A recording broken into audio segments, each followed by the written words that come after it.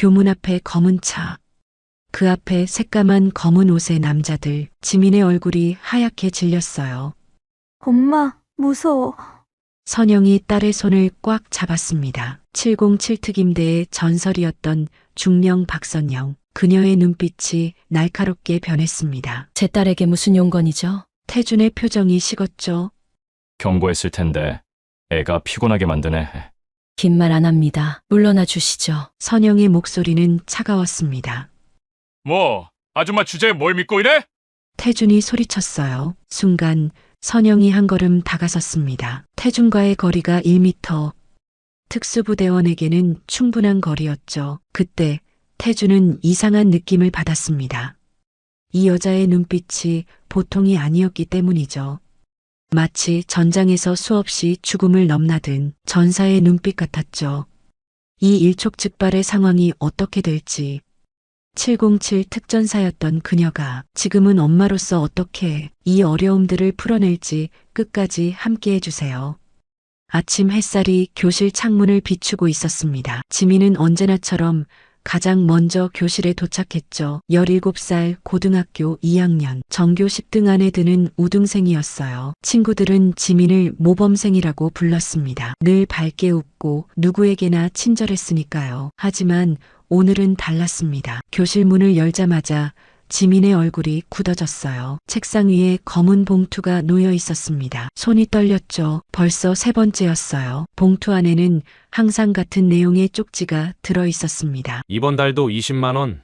안 내면 어떻게 되는지 알지? 순간 마음이 움츠러들었습니다. 한 달 전 학교 일진 무리가 지민을 찾아왔었죠. 리더인 김태수와 그의 친구들. 그들은 지민에게 매달 보호비를 요구했습니다. 지민은 단호하게 거절했어요. 그때부터 악몽이 시작됐죠. 왜 나한테만 이런 일이. 지민은 쪽지를 구겨 주머니에 넣었습니다. 누구에게도 말할 수 없었어요. 어머니에게는 더더욱 말할 수 없었죠. 혼자 키워주신 어머니가 얼마나 걱정하실지 뻔했으니까요. 그때 교실 문이 거칠게 열렸습니다. 김태수였어요. 덩치 큰 몸에 험상궂은 표정. 그 뒤로 친구 둘이 더 따라 들어왔죠. 야, 박지민.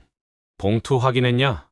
태수의 목소리가 교실을 울렸습니다. 지민은 고개를 들어 그를 똑바로 봤어요. 나는 안 낼 거야. 목소리는 떨리지 않았습니다. 하지만 가슴은 미친 듯이 뛰고 있었죠. 태수가 코웃음을 쳤어요. 아직도 정신 못 차렸네. 형님들이 기다리고 계신다고. 형님들. 지민은 그 단어에 소름이 돋았습니다. 태수 뒤에 누군가가 더 있다는 건 알고 있었어요. 하지만 누군지는 몰랐죠. 한편 학교에서 10분 거리에 있는 작은 카페. 선영은 커피를 내리며 평화로운 아침을 보내고 있었습니다. 50살이 된 지금 그녀는 평범한 카페 주인이었죠. 손님들은 그녀를 사장님이라고 불렀고 동네 사람들은 지민이 엄마라고 불렀어요. 아무도 몰랐습니다. 20년 전 그녀가 707 특임대대 중령이었다는 것을, 대테러 작전의 최전선에서 싸웠던 전사였다는 것을, 수많은 위험한 임무를 완수했던 특수부대 요원이었다는 것을요. 남편이 세상을 떠난 후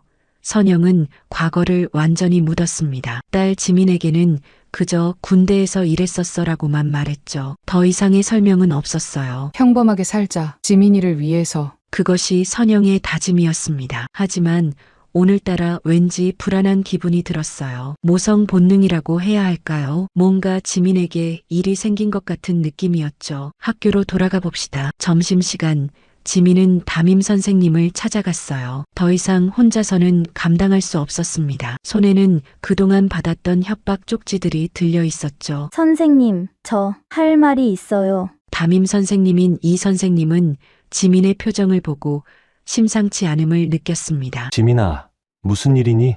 천천히 말해봐. 지민은 입을 열었어요. 처음으로 누군가에게 털어놓는 거였죠. 일진들의 협박, 금품 요구, 그리고 계속되는 위협, 모든 것을 이야기했습니다. 이 선생님의 얼굴이 점점 굳어졌어요. 이런 일이 왜 진작 말하지 않았니? 무서웠어요.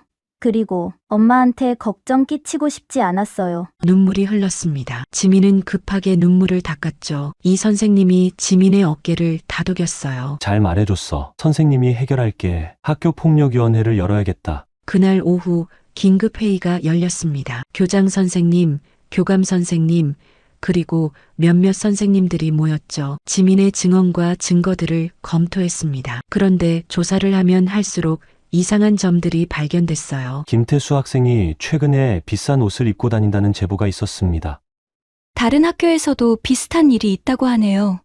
교감 선생님이 심각한 표정으로 말했습니다. 이건 단순한 학교 폭력이 아닌 것 같습니다. 조직적인 냄새가 나요. 그때 한 선생님이 충격적인 정보를 가져왔어요. 경찰 친구한테 들었는데 최근 이 지역에서 청룡파라는 조직이 활동한다고 합니다.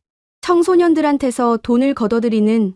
순간 회의실이 조용해졌습니다. 청룡파, 그 이름은 모두가 알고 있었죠. 지역의 악명 높은 조폭 조직이었습니다. 설마 그들이 학생들까지 건드린다는 건가요? 교장 선생님이 결단을 내렸어요. 경찰에 신고합시다. 이건 우리가 해결할 수 있는 수준이 아닙니다. 한편 태수는 학교 뒷문에서 전화를 하고 있었습니다. 형님, 그년이 계속 버티고 있습니다. 전화기 너머로 거친 목소리가 들렸어요. 박지민, 그 모범생 말이냐? 네, 형님. 선생한테 잃는 것 같은데요. 그래? 그럼 본때를 보여줘야겠네. 엄마가 카페 한다고 거기로 가봐야겠군. 태수의 얼굴이 창백해졌습니다. 형님이 직접 나선다는 것은 큰일이 날 거라는 뜻이었죠. 저녁 무렵 선영의 카페 문이 열리고 덩치 큰 남자가 들어왔습니다. 30대 후반으로 보이는 그 남자는 날카로운 눈빛을 가지고 있었죠. 청룡파 간부 최태준이었습니다. 커피 한 잔 주세요. 선영은 평소처럼 미소를 지으며 커피를 내렸어요. 하지만 오랜 특수부대 경험이 그녀에게 경고를 보내고 있었습니다. 이 남자 보통이 아니었죠. 태준이 커피를 한 모금 마시고는 말했어요. 사장님, 딸이 있다고 들었는데요. 선영의 눈빛이 차가워졌습니다. 하지만 표정은 바꾸지 않았죠. 왜 그러시죠? 그냥요. 요즘 애들 키우기 힘드시죠? 특히 딸은 더 조심해야 하고. 위협이었습니다. 선영은 즉시 알아차렸죠. 하지만 동요하지 않았어요. 무슨 용건이 있으신가요? 태준이 일어섰습니다. 커피값을 테이블에 던지듯 놓으며 말했죠. 딸한테 전해주세요. 어른들 일에 끼어들지 말라고. 학교 일은 학교에서 끝내야 한다고. 그는 나가면서 덧붙였어요. 아, 그리고 사장님도 조심하세요. 혼자 사는 여자가 사업하기 쉽지 않잖아요. 문이 닫히고 선영은 주먹을 꽉 쥐었습니다. 제 안에서 뭔가가 툭 하고 끊어졌습니다. 20년간 억눌러왔던 전사의 본능이 깨어나고 있었어요. 누군가가 딸을 위협한다는 것, 그것은 선영이 절대 용납할 수 없는 일이었죠. 그날 밤 지민이 집에 돌아왔을 때 선영은 이미 모든 것을 알고 있었습니다. 지민아, 학교에서 힘든 일 있니? 지민이 놀란 눈으로 어머니를 봤어요. 엄마, 어떡해. 엄마한테 숨기는 거 없지? 선영의 목소리는 부드러웠지만 그 안에는 단호함이 있었습니다. 지민은 결국 모든 것을 털어놨어요. 일진들의 협박, 그리고 오늘 학교에 신고한 일까지. 선영은 딸을 꼭 안아주었습니다. 잘했어. 용기 있게 신고한 거 정말 자랑스러워. 하지만 선영의 마음속에서는 폭풍이 일고 있었죠. 청룡파, 그들이 감히 딸에게 손을 대려 한다니. 20년 전에 그녀였다면 이미 행동에 나섰을 겁니다. 하지만 지금은 달랐어요. 딸이 있었고 평범한 삶이 있었죠. 어떻게 해야 할까? 선영은 밤새 고민했습니다. 경찰에 맡기고 기다려야 할까요? 하지만 조폭들은 법을 두려워하지 않았어요. 오히려 보복이 더 심해질 수도 있었죠. 다음 날 아침 지민이 학교에 가려고 준비하고 있을 때 선영이 말했어요. 지민아, 오늘은 엄마가 데려다 줄게. 엄마, 괜찮아. 혼자 갈 수 있어. 하지만 선영은 고개를 저었습니다. 어머니의 본능이 위험을 감지하고 있었어요. 학교 앞에 도착했을 때 예상했던 일이 일어났습니다. 교문 앞에 검은 차가 서 있었고 그 옆에 태준과 부하들이 서 있었죠. 그들은 지민을 기다리고 있었던 겁니다. 지민의 얼굴이 하얗게 질렸어요.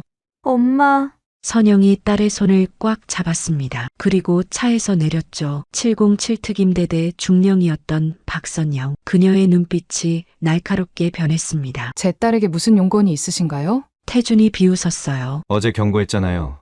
애가 말을 안 듣네요. 딸은 아무 잘못이 없습니다. 물러나 주시죠. 선영의 목소리는 차가웠습니다. 하지만 태주는 개의치 않았죠. 아줌마, 이거 가족 문제로 만들고 싶지 않은데. 순간 선영의 온몸에 전류가 흐르는 것 같았습니다. 20년 전 대테러 작전을 수행하던 그때의 감각이 되살아났어요. 주변 상황을 파악하고 적의 위치를 확인하고 탈출 경로를 계산하는 모든 것이 순식간에 이루어졌죠. 하지만 선영은 참았습니다. 아직은 때가 아니었어요. 일주일 드리겠습니다. 그 안에 제 딸과 다른 학생들에 대한 모든 협박을 중단하세요. 태준이 웃음을 터뜨렸어요. 뭐, 아줌마가 뭘 믿고? 선영이 한 걸음 다가섰습니다. 태준과의 거리가 1m, 특수부대원에게는 충분한 거리였죠. 저를 모르시는군요. 그럼 일주일 후에 제대로 알려드리죠. 그 순간 태준은 이상한 느낌을 받았습니다. 이 여자의 눈빛이 보통이 아니었어요. 마치 전장에서 수없이 죽음을 넘나든 전사의 눈빛 같았죠. 선영은 지민의 손을 잡고 학교로 들어갔습니다. 뒤에서 태준의 목소리가 들렸어요. 일주일이고 뭐고 오늘 밤에 후회하게 될 거야. 학교에 들어가자 지민이 물었습니다.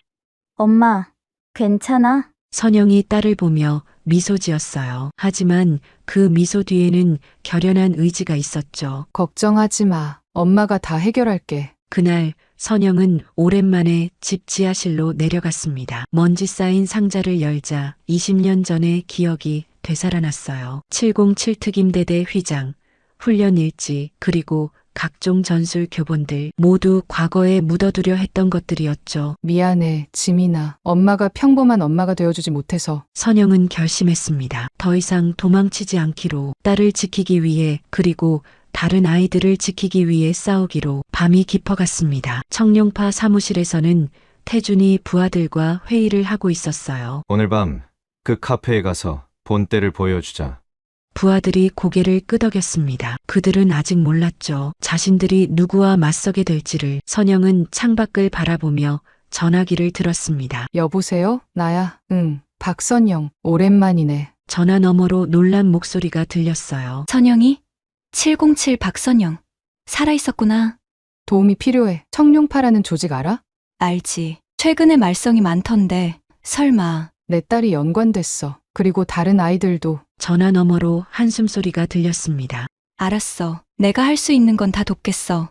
하지만 선영아, 너무 무리하지 마. 걱정 마. 난 아직 707이야. 전화를 끊고 선영은 깊은 숨을 들이쉬었습니다. 전쟁이 시작되려 하고 있었어요. 평범한 엄마와 거대 조폭 조직의 전쟁. 하지만 선영은 두렵지 않았습니다. 707 특임대대는 불가능한 임무를 가능하게 만드는 부대였으니까요. 균열이 시작됐습니다. 평범한 일상에 금이 가고 그 틈으로 과거가 스며들기 시작했죠. 하지만 그것은 끝이 아니라 새로운 시작이었습니다. 밤 10시가 넘어서야 카페 문을 닫은 선영은 피곤한 몸을 이끌고 집으로 향했습니다. 오늘도 평범한 하루였죠. 손님들에게 커피를 내리고 미소를 지으며 인사를 나누고. 그런데 현관문을 열자마자 뭔가 이상한 기운이 느껴졌습니다. 집안이 너무 조용했어요. 평소라면 지민이가 거실에서 TV를 보거나 방에서 음악을 듣고 있을 시간인데 아무 소리도 들리지 않았죠. 지민아? 선영이 딸을 부르자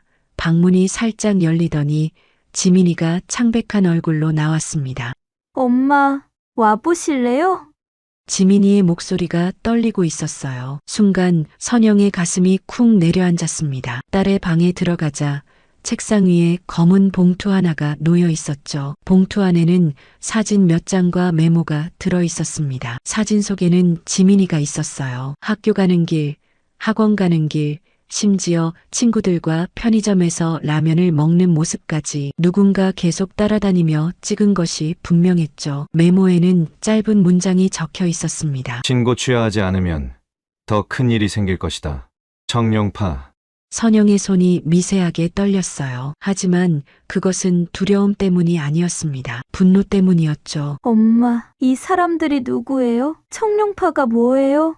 지민이의 눈에 눈물이 맺혔습니다. 선영은 딸을 꽉 안아주었어요. 걱정하지 마. 엄마가 해결할게. 하지만 선영의 마음속에서는 폭풍이 몰아치고 있었습니다. 20년 전 707 특임대대를 떠나면서 다시는 폭력의 세계로 돌아가지 않겠다고 맹세했었죠. 평범한 엄마로 평범한 시민으로 살겠다고 결심했었어요. 그런데 지금 그 평범한 삶이 위협받고 있었습니다. 다음 날 아침 선영은 카페 문을 열자마자 낯선 남자를 마주했어요. 검은 정장을 입은 남자는 키가 180cm는 넘어 보였고 얼굴에는 깊은 흉터가 있었습니다. 박선영 씨죠?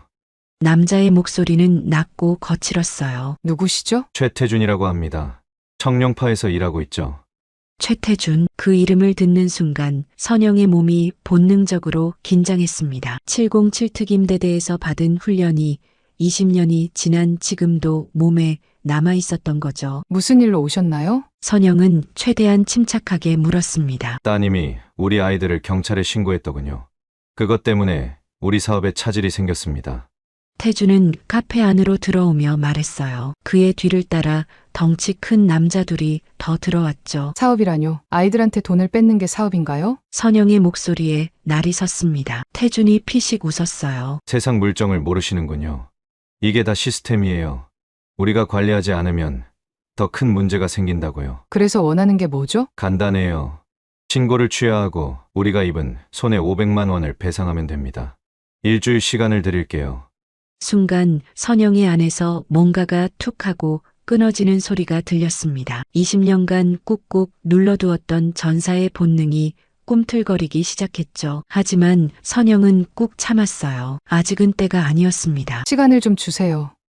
생각해 보겠습니다. 태준이 일어서며 명함을 던졌어요. 현명한 선택을 하시길 바랍니다. 따님을 위해서라도요. 그날 저녁 지민이가 울면서 집에 들어왔습니다. 엄마, 무서운 아저씨들이 학교 앞에서 기다리고 있었어요. 나보고 엄마한테 전해달래요. 시간이 얼마 남지 않았다고. 지민이의 몸이 바들바들 떨고 있었어요. 선영의 가슴이 찢어지는 것 같았습니다. 그 순간 선영은 결심했어요. 더 이상 참을 수 없었습니다. 밤이 깊어지자 선영은 오래된 상자를 꺼냈어요. 20년 동안 한 번도 열어보지 않았던 상자였죠. 안에는 707 특임대대 시절의 기념품들이 들어 있었습니다. 부대 마크, 훈장들, 그리고 동료들과 찍은 사진. 사진 속의 선영은 지금과는 완전히 다른 사람 같았어요. 날카로운 눈빛, 단단한 근육, 그리고 자신감 넘치는 표정. 대한민국 최정예 대테러 부대의 중령이었던 시절이었죠. 박중령님은 제가 본 군인 중 최고였습니다. 예전 부관이 했던 말이 떠올랐어요. 선영은 실제로 수많은 대테러 작전에서 핵심 역할을 했었죠. 인질 구출, 폭발물 제거, 그리고 적 진압. 그녀의 손을 거친 작전은 단 한 번도 실패한 적이 없었습니다. 하지만 남편이 교통사고로 세상을 떠난 후 선영은 모든 것을 버리고 평범한 삶을 선택했었어요. 어린 지민이에게는 안전하고 평화로운 엄마가 필요했으니까요. 그런데 이제 그 평범한 삶을 지키기 위해서라도 다시 한번 전사가 되어야 할 것 같았습니다. 다음 날 태준이 다시 카페에 나타났어요. 이번에는 부하 4명을 데리고 왔죠. 결정하셨습니까? 태준의 목소리에는 자신감이 넘쳤어요. 자기들이 이길 거라고 확신하는 듯 했죠. 한 가지 묻고 싶은 게 있어요. 선영이 조용히 말했습니다. 뭔가요? 당신도 자식이 있나요? 태준이 잠시 멈칫했어요. 그게 무슨 상관이죠? 있다면 당신 아이가 이런 일을 당한다고 생각해 보세요. 어떤 기분일까요? 그런 감상적인 얘기로 상황이 바뀌진 않습니다. 태준이 차갑게 말했어요. 선영이 천천히 일어났습니다. 그녀의 눈빛이 변했어요. 20년 전 적과 마주했을 때의 그 눈빛이었죠. 마지막 경고예요. 지금 떠나세요. 그리고 다시는 제 딸 근처에 얼씬도 하지 마세요. 태준이 코웃음을 쳤습니다. 위협하는 건가요?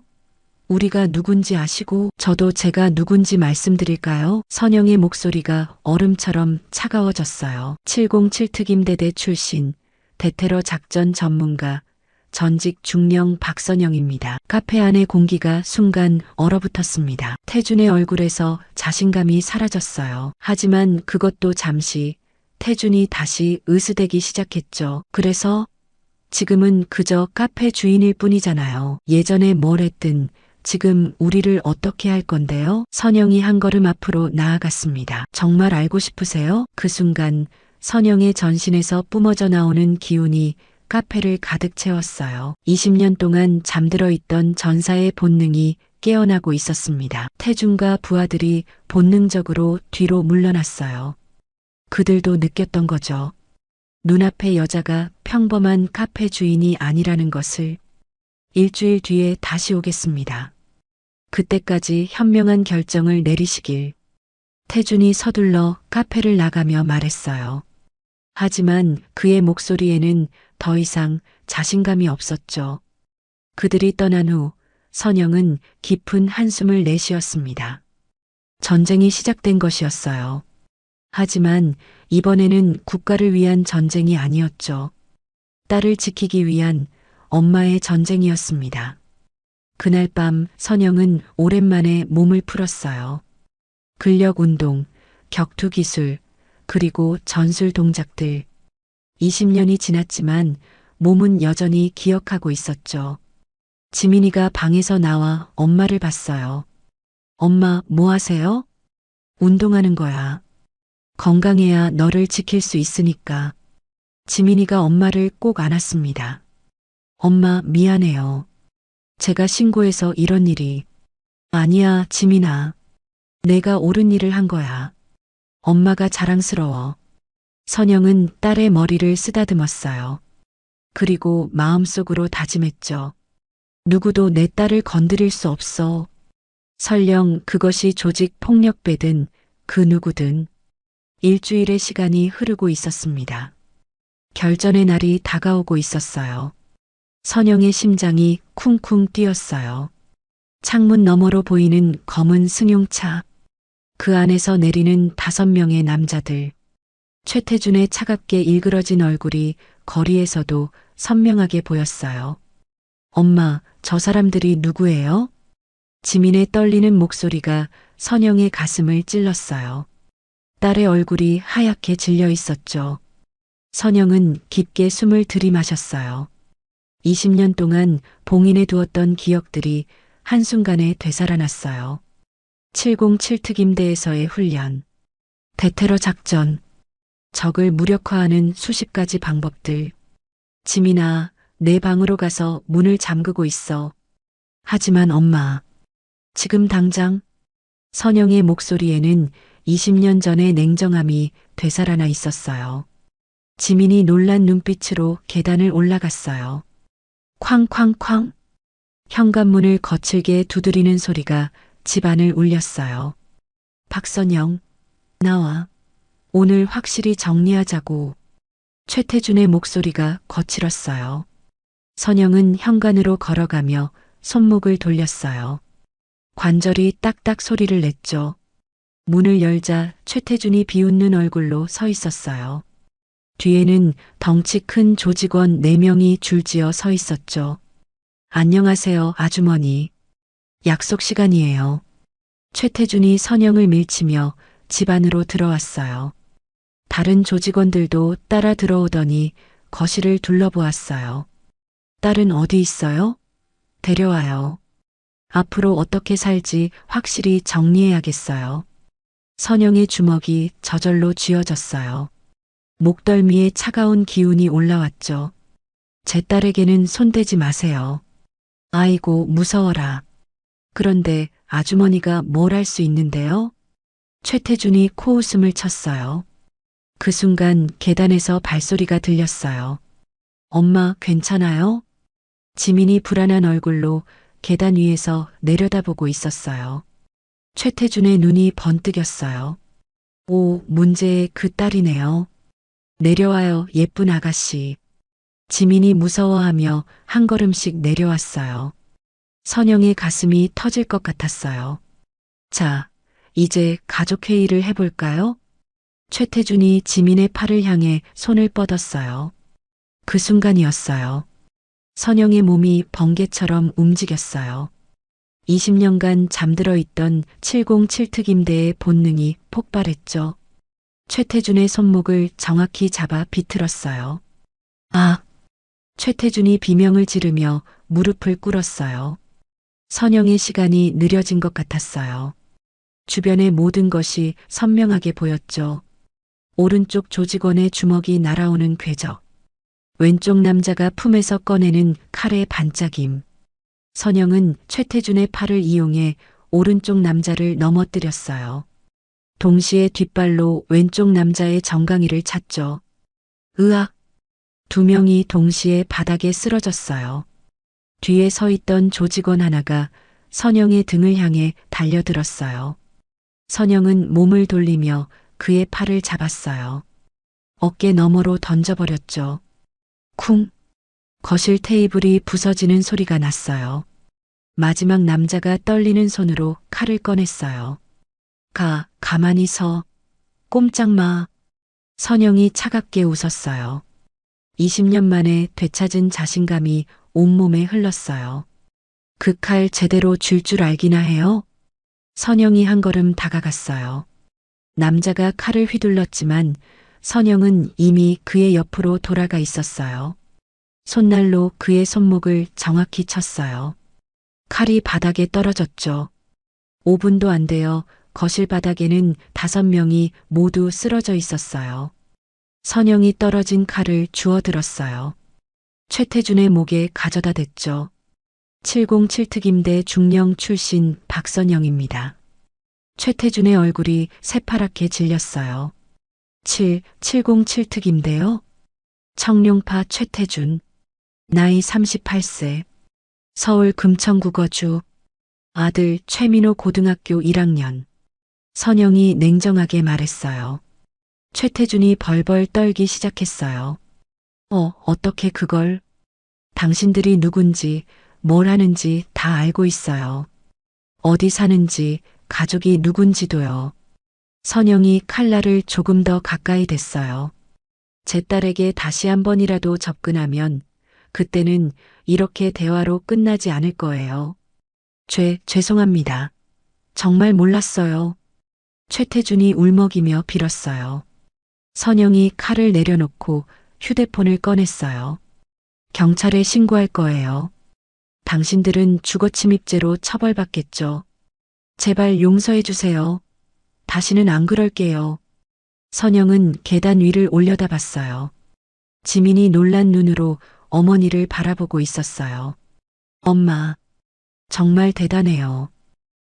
지민의 목소리에는 존경과 놀라움이 섞여 있었어요. 선영의 마음이 따뜻해졌어요. 20년 동안 숨겨왔던 자신의 모습을 딸이 받아들여주고 있었죠. 지민아, 괜찮아. 이제 안전해. 선영이 부드럽게 말했어요. 하지만 눈빛은 여전히 차가웠죠. 경찰 사이렌 소리가 멀리서 들려왔어요. 기회를 드릴게요. 선영이 최태준을 내려다봤어요. 앞으로 학교 애들한테 절대 손대지 마세요. 다시는 이런 일 없을 거라고 약속하세요. 약속합니다. 정말 약속해요. 선영의 가슴이 뛰었어요. 오랫동안 잊고 살았던 자신의 진짜 모습을 되찾은 기분이었어요. 딸을 지킬 수 있다는 확신, 그리고 다시는 누구도 자신의 가족을 위협하지 못하게 하겠다는 결심. 707특임대 박선영이 돌아왔어요. 바닥에 널브러진 5명의 조직원들. 그들은 믿을 수 없다는 표정으로 선영을 올려다보고 있었습니다. 특히 태준의 눈에는 충격과 두려움이 가득했죠. 방금 전까지만 해도 자신들이 이 집을 지배하고 있다고 생각했는데 단 몇 분 만에 상황이 완전히 뒤바뀌었으니까요. 707특임대. 중령이라고요? 태준의 목소리가 떨렸습니다. 그의 이마에서 식은땀이 흘러내렸죠. 선영은 차분하게 대답했습니다. 20년 전에 전역했어요. 대테러 작전 전문이었죠. 순간 방 안이 조용해졌습니다. 숨소리조차 들리지 않을 정도였어요. 조직원들의 얼굴이 하나둘씩 창백해졌습니다. 707특임대가 뭔지 그들도 알고 있었으니까요. 대한민국 최정예 특수부대. 그것도 대테러 전문가라니. 태준이 힘겹게 몸을 일으켰습니다. 그의 오른팔은 축 늘어져 있었고 왼손으로 그것을 붙잡고 있었죠. 선영이 관절을 정확하게 제압했기 때문에 당분간은 쓸 수 없을 것 같았습니다. 저희가 잘못했습니다. 태준의 목소리에서 거만함은 완전히 사라졌어요. 대신 진짜 두려움이 묻어났습니다. 선영은 천천히 태준에게 다가갔습니다. 태준이 뒷걸음질을 쳤지만 벽에 등이 닿아 더는 물러설 곳이 없었죠. 최태준 씨, 당신 아들이 있다고 들었어요. 15살이라던가요? 태준의 눈이 흔들렸습니다. 어떻게 그것까지 알고 있는지 놀란 표정이었죠. 만약 당신 아들이 학교에서 이런 일을 당한다면 어떻겠어요? 매일 돈을 뜯기고 맞을까봐 무서워하면서 학교에 가야 한다면? 태준이 입술을 깨물었습니다. 그의 눈가가 붉어졌어요. 제가 뭘 하고 있었는지 그의 목소리가 갈라졌습니다. 순간 그의 마음속에서 뭔가가 무너지는 것 같았어요. 자신이 다른 아이들에게 했던 일들이 만약 자기 아들에게 일어난다면 그 생각에 온몸이 떨렸습니다. 선영은 부엌으로 가서 물 한 잔을 가져왔습니다. 그리고 태준에게 건넸죠. 마셔요. 진정하고 얘기합시다. 태준은 떨리는 손으로 물잔을 받았습니다. 그의 눈에서 눈물이 흘러내렸어요. 강한 척하던 조폭 간부가 눈물을 흘리는 모습은 정말 의외였죠. 저도 어렸을 때 가난했어요. 학교에서 돈 없다고 무시당하고 그래서 이 길로 들어섰죠. 강해지고 싶었어요. 아무도 저를 무시하지 못하게. 태준의 고백이 이어졌습니다. 그런데 어느새 제가 남의 아이들을 괴롭히는 사람이 되어 있었네요. 제가 그렇게 미워했던 그런 사람이. 선영은 조용히 듣고 있었습니다. 그녀의 표정은 더 이상 차갑지 않았어요. 대신 이해와 연민이 담겨 있었죠. 아직 늦지 않았어요, 태준 씨. 선영의 목소리가 부드러워졌습니다. 당신에게 선택권을 드릴게요. 경찰에 신고해서 법적 처벌을 받든지 아니면 지금부터라도 바뀌든지. 태준이 고개를 들었습니다. 그의 눈에 희망이 보였어요. 바뀔 수 있을까요? 저 같은 사람이? 그건 당신이 얼마나 간절하게 원하느냐에 달렸어요. 선영은 의자를 가져와 태준 앞에 앉았습니다. 제안을 하나 할게요. 당신들이 학교 주변에서 걷어들이던 돈, 그걸 다른 용도로 쓰면 어떨까요? 태준이 의아한 표정을 지었습니다. 다른 용도요? 청소년 보호센터를 만드는 거예요. 학교 폭력 피해자들을 돕고 가해자들도 상담받을 수 있는 곳. 당신들이 운영하는 거죠. 방안이 다시 조용해졌습니다. 다른 조직원들도 놀란 표정으로 선영을 바라봤어요. 저희를 믿어주시는 겁니까? 태준의 목소리가 떨렸습니다. 아니요, 믿지는 않아요. 하지만 기회는 주고 싶어요. 당신도 아버지잖아요. 아이들을 지키는 아버지가 되어보는 건 어때요? 태준의 눈에서 또다시 눈물이 흘렀습니다. 이번에는 다른 의미의 눈물이었죠. 후회와 감사가 섞인 눈물. 정말 할 수 있을까요? 707특임대 출신이 감시할 거예요. 약속 어기면 어떻게 되는지 알겠죠? 선영의 목소리에 경고가 담겼지만 동시에 따뜻함도 있었습니다. 태준이 천천히 일어섰습니다. 그리고 선영에게 깊이 고개를 숙였어요. 90도로 허리를 굽혔죠. 정말 감사합니다. 새 사람이 되겠습니다. 약속드려요. 다른 조직원들도 하나둘씩 일어나 고개를 숙였습니다. 그들의 표정도 달라져 있었어요. 무서워하던 얼굴이 아니라 부끄러워하는 얼굴이었죠. 선영은 핸드폰을 꺼냈습니다. 지금부터 여러분이 할 일을 설명할게요. 우선 학교 주변 갈취는 오늘부로 완전히 중단. 피해 학생들에게 사과하고 보상할 것. 그리고 선영의 설명이 이어지는 동안 태준은 계속 고개를 끄덕였습니다. 그의 표정은 진지했어요. 정말로 바뀌고 싶어 하는 것 같았죠. 청룡파 보스한테도 제가 직접 전화할게요. 이 일에서 완전히 손 떼라고. 태준이 놀란 표정을 지었습니다. 보스님 번호를 어떻게 해? 제가 20년간 놀고만 있었을 것 같아요? 당신들 조직 정보는 다 파악하고 있어요. 선영의 말에 태준은 다시 한번 놀랐습니다. 이 여자는 정말 보통 사람이 아니었어요. 바로 그때 밖에서 사이렌 소리가 들렸습니다. 경찰이 도착한 것이죠. 선영이 미리 신고해둔 것이었어요. 걱정 마세요. 폭행 혐의로 신고한 게 아니라 화해 중재를 요청한 거예요. 선영의 말에 태준이 안도의 한숨을 쉬었습니다. 경찰이 들어왔을 때 상황은 이미 정리되어 있었습니다.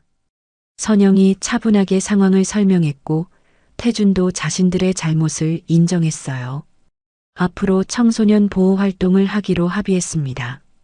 경찰관도 놀란 표정이었지만 선영의 신분을 확인하고는 고개를 끄덕였죠. 707특임대 출신이시군요. 알겠습니다. 합의서 작성하시고 약속 꼭 지키시기 바랍니다. 태준이 다시 고개를 숙였습니다. 네, 반드시 지키겠습니다. 경찰이 떠난 후 선영은 태준에게 명함을 건넸습니다. 내일 오후 2시에 이 주소로 오세요. 구체적인 계획을 짜봅시다. 태준이 명함을 받아들었습니다. 그의 손은 여전히 떨리고 있었지만 눈빛은 달라져 있었어요. 두려움이 아닌 결의가 담겨 있었죠. 정말 저희를 용서해 주시는 겁니까? 용서는 당신들이 스스로 얻어내는 거예요. 행동으로 보여주세요. 태준과 조직원들이 집을 나서면서 다시 한번 고개를 숙였습니다. 그들의 뒷모습이 전과는 달라 보였어요. 거만하게 어깨를 으쓱이던 모습이 아니라 무언가를 깊이 생각하는 모습이었죠. 문이 닫히고 난 후 지민이 선영에게 다가왔습니다. 엄마, 정말 괜찮을까요? 그 사람들이 진짜로 바뀔까요? 선영이 딸을 안아주었습니다. 모든 사람은 변할 기회가 필요해. 특히 자기 잘못을 깨달았을 때는 더욱 그렇지. 지민이 엄마를 올려다봤습니다. 엄마가 정말 대단한 사람이었구나. 707특임대라니. 그건 과거야. 지금의 엄마는 그냥 너를 지키고 싶은 평범한 엄마일 뿐이야. 하지만 지민은 알고 있었습니다. 엄마가 결코 평범하지 않다는 것을. 그리고 오늘 엄마가 보여준 것은 단순한 힘이 아니라 용서와 변화의 가능성이었다는 것을요. 다음 날 오후 2시 태준은 약속대로 찾아왔습니다. 정장을 입고 머리도 단정하게 정리한 모습이었어요. 그의 손에는 두꺼운 서류 뭉치가 들려 있었죠. 밤새 계획서를 만들어 봤습니다. 청소년 보호센터 운영 계획이요. 선영이 서류를 받아 훑어봤습니다. 생각보다 구체적이고 진심이 담겨 있었어요. 청룡파 조직원 10명이 자원봉사를 하겠다고 했습니다. 그리고 그동안 모은 자금 일부를 센터 설립에 쓰고 싶습니다. 태준의 목소리에는 열정이 담겨 있었습니다. 어제의 그 무서운 조폭 간부가 맞나 싶을 정도였죠. 좋아요. 한 가지 조건이 있어요. 선영이 말했습니다. 피해 학생들에게 직접 사과하세요. 진심으로. 태준이 고개를 끄덕였습니다. 당연합니다. 오늘 저녁에 학교에서 사과 모임을 열기로 했어요. 그날 저녁 학교 강당에는 놀라운 광경이 펼쳐졌습니다. 청룡파 조직원들이 일렬로 서서 학생들에게 고개를 숙였어요. 태준이 대표로 마이크를 잡았습니다. 정말 죄송합니다. 저희가 여러분께 큰 상처를 드렸습니다. 그의 목소리가 떨렸습니다. 그리고 무릎을 꿇었어요. 다른 조직원들도 모두 무릎을 꿇었죠. 학생들은 놀란 표정으로 그 광경을 바라봤습니다. 일부는 울음을 터뜨렸고 일부는 분노를 표출했어요. 당연한 반응이었죠. 용서를 바라지는 않습니다. 하지만 이제부터라도 여러분을 지키는 사람이 되고 싶습니다. 태준의 진심 어린 사과가 이어졌습니다. 그리고 청소년 보호센터 설립 계획을 발표했죠. 한 학생이 손을 들었습니다. 유나였어요. 가장 많이 괴롭힘을 당했던 아이였죠. 정말 바뀔 거예요? 유나의 목소리는 여전히 두려움에 떨리고 있었습니다. 태준이 유나를 똑바로 바라봤습니다. 내 아들 이름을 걸고 약속합니다. 다시는 이런 일이 일어나지 않도록 평생 속죄하며 살겠습니다. 그 순간 강당 안의 분위기가 조금씩 바뀌기 시작했습니다. 분노와 두려움이 조금씩 누그러졌어요. 완전한 용서는 아니었지만 변화의 가능성을 보기 시작한 것이죠. 선영은 강당 뒤에서 그 모습을 지켜보고 있었습니다. 그녀의 얼굴에는 작은 미소가 떠올랐어요. 시작이야. 이제 시작일 뿐이야. 그녀는 마음속으로 생각했습니다. 하지만 이 작은 시작이 큰 변화로 이어질 거라는 확신이 있었죠. 왜냐하면 사람은 진심으로 뉘우칠 때 정말로 변할 수 있으니까요. 지민이 엄마 옆으로 다가왔습니다. 엄마, 나도 도울래요. 청소년 센터에서 또래 상담 도우미를 하고 싶어요. 선영이 딸의 어깨를 감쌌습니다. 그래, 함께 하자. 우리가 할 수 있는 일을 하는 거야. 그날 밤 선영은 오랜만에 편안하게 잠들 수 있었습니다. 20년간 숨겨왔던 자신의 능력이 이런 식으로 쓰일 줄은 몰랐지만 이것이야말로 진정한 특수 작전이 아닐까 생각했어요. 사람의 마음을 바꾸고 사회를 바꾸는 작전. 그것이 진짜 승리가 아닐까요? 1년이 흘렀습니다. 선영이 카페 창문으로 들어오는 봄 햇살이 따스했어요. 그녀는 천천히 커피를 내리며 지난 1년을 되돌아봤습니다. 그날 최태준과 그의 부하들을 제압했던 그날이 마치 어제 일처럼 선명했죠. 엄마, 오늘도 취재 온대요. 지민이 카페 문을 열고 들어왔습니다. 대학 새내기가 된 딸의 얼굴에는 자신감이 가득했어요. 더 이상 두려움에 떨던 고등학생이 아니었습니다. 또 취재야? 이번엔 어디서 온대? KBS예요. 전국 방송으로 나간대요. 선영은 쓴웃음을 지었습니다. 자신이 원했던 건 조용한 삶이었는데 어쩌다 이렇게 됐을까요? 그때 카페 문이 열리며 익숙한 얼굴이 들어왔습니다. 최태준이었어요. 하지만 1년 전에 그 무서운 조폭은 더 이상 없었습니다. 정장을 단정하게 차려입은 그는 이제 청소년 보호재단의 이사장이었죠. 박 선생님, 좋은 소식이 있습니다. 태준의 목소리에는 진심 어린 존경이 묻어났어요. 그가 내민 서류를 보자 선영의 눈이 커졌습니다. 부산에서도 우리 프로그램을 도입하기로 했습니다. 이제 전국 7개 도시예요. 순간 선영의 가슴이 뜨거워졌습니다. 그녀가 만든 학교폭력 조폭 연결고리 차단 프로그램이 전국으로 퍼져가고 있었어요. 한 명의 엄마가 딸을 지키려던 마음이 이렇게 큰 변화를 만들어낸 거였죠. 저희 아들도 이제 고등학생이 됐습니다. 태준이 조심스럽게 말을 이었어요. 아들이 저한테 그러더군요. 아빠가 이제는 자랑스럽다고요. 더 이상 부끄러운 아빠가 아니라고. 그의 목소리가 떨렸습니다. 선영은 그의 어깨를 가볍게 두드렸어요. 모두 최 이사장님이 변하려고 노력한 결과예요. 그날 오후 KBS 취재팀이 도착했습니다. 카메라 앞에 앉은 선영은 잠시 망설였어요. 707 특임대 시절을 완전히 공개하는 건 쉽지 않은 결정이었죠. 하지만 지민이 옆에서 손을 꼭 잡아줬습니다. 엄마, 당당하게 말해요. 엄마가 얼마나 멋진 사람인지 모두가 알아야 해요. 기자가 첫 질문을 던졌습니다. 박선영 씨, 특수부대 출신이시라고 들었는데요. 그 경험이 지금 활동에 어떤 도움이 되나요? 선영은 깊게 숨을 들이쉬었어요. 그리고 천천히 입을 열었습니다. 707 특임대에서 배운 건 단순한 전투 기술이 아니었어요.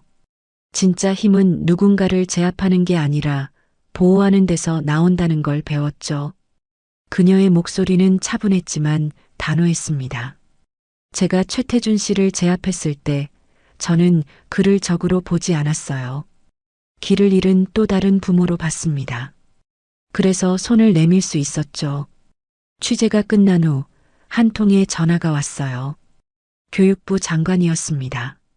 박선영 씨, 정부에서 전국 단위 청소년 보호위원회를 만들려고 합니다. 위원장을 맡아주시겠어요? 선영의 손이 떨렸습니다. 순간 눈물이 핑 돌았어요. 평범한 카페 주인이었던 그녀가 이제는 전국의 아이들을 지키는 일을 하게 된 거였죠. 네, 맡겠습니다. 그날 저녁 선영의 카페는 축하 인파로 가득했어요. 707 특임대 동기들도 왔습니다. 20년 만에 다시 뭉친 그들은 이제 각자의 자리에서 청소년 보호 활동을 하고 있었죠. 누군가는 서울에서, 누군가는 대구에서, 그리고 누군가는 제주에서요. 선영아, 내가 시작한 일이 이렇게 커질 줄 알았어? 동기 한 명이 물었습니다. 선영은 고개를 저었어요. 아니요. 그저 우리 지민이를 지키고 싶었을 뿐인데. 그게 바로 진짜 힘이야. 한 사람을 지키려는 마음이 모든 사람을 지키는 일로 커진 거지. 파티가 한창일 때 한 여학생이 조심스럽게 다가왔습니다. 서윤아였어요. 1년 전 일진들에게 괴롭힘 당하던 그 아이였죠. 선생님, 저 이제 대학생이 됐어요. 사회복지학과에 들어갔습니다. 유나의 눈이 반짝였어요. 저도 선생님처럼 아이들을 돕는 사람이 되고 싶어요. 제가 받은 도움을 다른 아이들에게 돌려주고 싶어요. 선영은 유나를 꼭 안아줬습니다. 그녀의 가슴이 벅차올랐어요. 이것이 진짜 변화였습니다. 한 사람이 또 다른 사람을 돕고 그 사람이 또 누군가를 돕는 선순환. 폭력의 고리가 사랑의 고리로 바뀌는 기적이었죠. 밤이 깊어갈 무렵 지민이 선영 옆에 앉았습니다. 엄마, 나 엄마가 정말 자랑스러워요. 지민아, 예전엔 엄마가 왜 과거를 숨기는지 이해 못했어요. 하지만 이제 알아요. 엄마는 평범한 엄마로 살고 싶었던 거죠? 선영의 눈가가 촉촉해졌습니다. 하지만 엄마가 특별한 사람이란 걸 숨길 순 없었어요. 엄마의 진짜 힘은 707 특임대 기술이 아니라 사람을 믿고 변화시키는 마음이었어요. 지민이 말을 이었습니다. 나도 엄마처럼 살 거예요. 힘으로 누르는 게 아니라 마음으로 변화시키는 사람이 될 거예요. 선영은 딸을 꼭 안았습니다. 그녀의 마음속에서 무언가가 완성되는 느낌이었어요. 20년간 숨겨왔던 자신의 정체성과 현재의 삶이 마침내 하나로 합쳐진 거였죠. 다음 날 아침 전국 뉴스에 선영의 이야기가 대서특필됐습니다.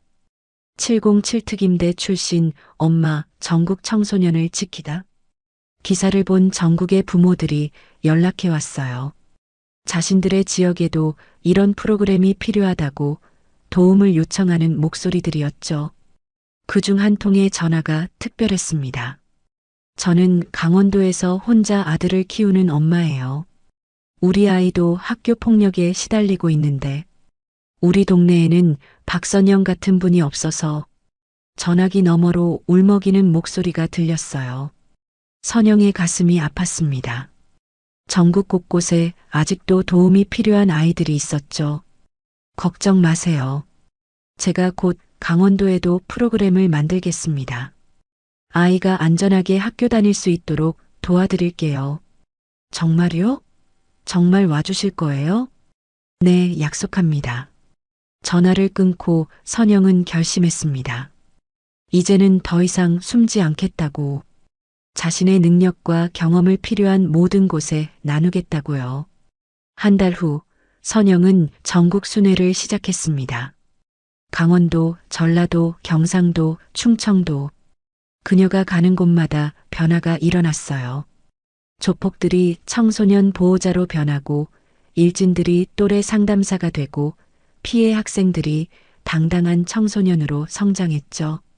최태준도 함께했습니다. 그는 자신의 과거를 숨기지 않고 당당히 밝혔어요. 조폭이었던 자신이 어떻게 변했는지, 왜 변해야 했는지를 진심으로 전했죠. 저도 한때는 길을 잃었습니다. 하지만 박선영 선생님이 저를 사람으로 봐주셨어요. 제게도 아들이 있다는 걸, 저도 부모라는 걸 일깨워 주셨죠. 그의 고백은 많은 조직 폭력배들의 마음을 움직였습니다. 어느 날 청와대에서 연락이 왔어요. 대통령이 직접 선영을 만나고 싶다는 거였죠. 박선영 씨, 당신이 하고 있는 일은 정말 대단합니다. 정부 차원에서 전폭적으로 지원하겠습니다. 대통령이 선영의 손을 꼭 잡았어요. 특수부대의 힘을 이렇게 아름답게 사용하는 분은 처음 봅니다. 당신이야말로 진정한 애국자예요. 선영은 겸손하게 고개를 숙였습니다. 저는 그저 엄마일 뿐입니다. 제 딸을, 그리고 모든 아이들을 지키고 싶은 엄마요. 시상식 날이 왔습니다. 국민훈장 동백장. 선영이 받게 된 훈장이었어요. 청소년 보호에 기여한 공로를 인정받은 거였죠. 시상대에 오르는 선영을 보며 지민은 눈물을 흘렸습니다. 객석에는 707특임대 동기들, 최태준과 변화한 조직원들, 그리고 도움받았던 수많은 학생과 부모들이 있었어요. 박선영 씨는 단순히 문제를 해결한 게 아닙니다. 시상자가 말했습니다. 그녀는 적을 동지로 만들고 가해자를 보호자로 변화시켰습니다. 이것이야말로 진정한 평화, 진정한 승리입니다. 훈장을 받은 선영이 마이크 앞에 섰어요. 이 훈장은 저 혼자 받는 게 아닙니다. 변화를 선택한 최태준 이사장님과 청룡파 여러분, 그리고 용기를 낸 모든 아이들과 함께 받는 거예요. 그녀의 목소리가 울렸습니다. 우리는 증명했습니다. 폭력의 고리는 끊을 수 있다는 걸, 미움은 사랑으로 바꿀 수 있다는 걸요. 객석에서 우레와 같은 박수가 터져 나왔어요. 선영은 지민을 바라봤습니다. 딸이 환하게 웃으며 엄지를 들어 보였죠. 그 순간 선영은 깨달았습니다. 자신이 진짜 원했던 건 평범한 삶이 아니었다는 걸, 의미 있는 삶, 누군가를 지키고 돕는 삶이었다는 걸요. 707특임대에서 배운 모든 것이 이 순간을 위한 준비였습니다. 그녀는 이제 더 이상 과거를 숨기지 않았어요. 오히려 자랑스럽게 여겼죠. 왜냐하면 그 과거가 있었기에 오늘의 기적을 만들 수 있었으니까요. 집으로 돌아가는 길, 지민이 물었습니다. 엄마, 행복해요? 선영은 미소 지었어요. 응, 정말 행복해. 이제야 진짜 내 삶을 사는 것 같아. 앞으로도 계속 이 일 할 거죠? 당연하지. 아직 도움이 필요한 아이들이 많으니까. 지민이 엄마의 팔짱을 꼈습니다. 나도 도울게요. 우리가 함께하면 더 많은 아이들을 지킬 수 있을 거예요. 선영은 딸의 머리를 쓰다듬었어요. 그들 앞에는 아직 가야 할 길이 많았습니다. 하지만 두렵지 않았어요. 왜냐하면 이제는 혼자가 아니었으니까요. 전국 곳곳에 동료들이 있고 변화를 믿는 사람들이 있고 무엇보다 사랑하는 딸이 곁에 있었으니까요. 해가 저물어가는 하늘이 붉게 물들었습니다. 새로운 내일이 기다리고 있었어요.